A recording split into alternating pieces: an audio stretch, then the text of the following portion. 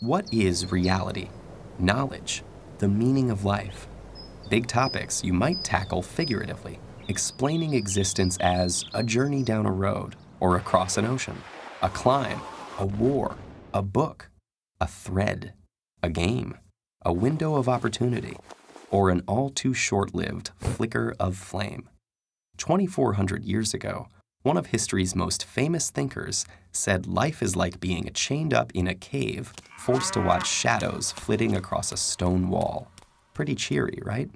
That's actually what Plato suggested in his Allegory of the Cave, found in Book 7 of the Republic, in which the Greek philosopher envisioned the ideal society by examining concepts like justice, truth, and beauty.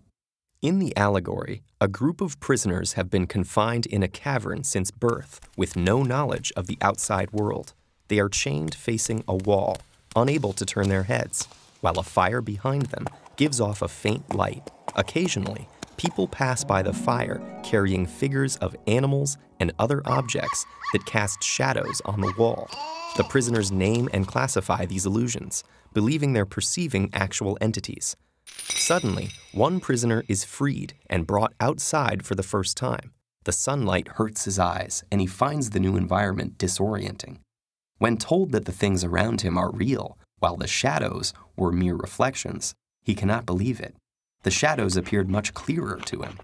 But gradually, his eyes adjust until he can look at reflections in the water, at objects directly, and finally, at the sun, whose light is the ultimate source of everything he has seen.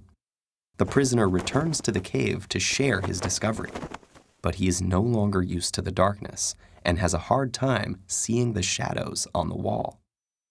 The other prisoners think the journey has made him stupid and blind and violently resist any attempts to free them.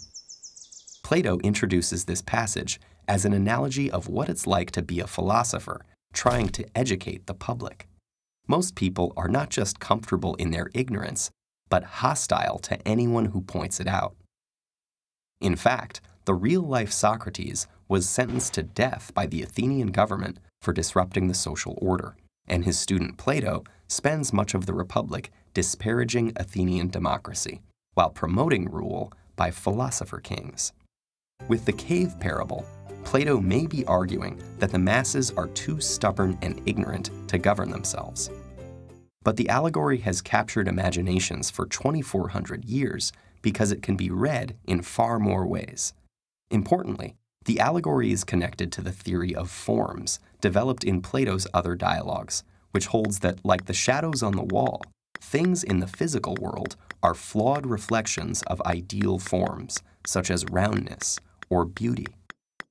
In this way, the cave leads to many fundamental questions, including the origin of knowledge, the problem of representation, and the nature of reality itself. For theologians, the ideal forms exist in the mind of a creator. For philosophers of language viewing the forms as linguistic concepts, the theory illustrates the problem of grouping concrete things under abstract terms. And others still wonder whether we can really know that the things outside the cave are any more real than the shadows. As we go about our lives, can we be confident in what we think we know? Perhaps one day a glimmer of light may punch a hole in your most basic assumptions. Will you break free to struggle towards the light, even if it costs you your friends and family? Or stick with comfortable and familiar illusions? Truth or habit? Light or shadow? Hard choices. But if it's any consolation, you're not alone. There are lots of us down here.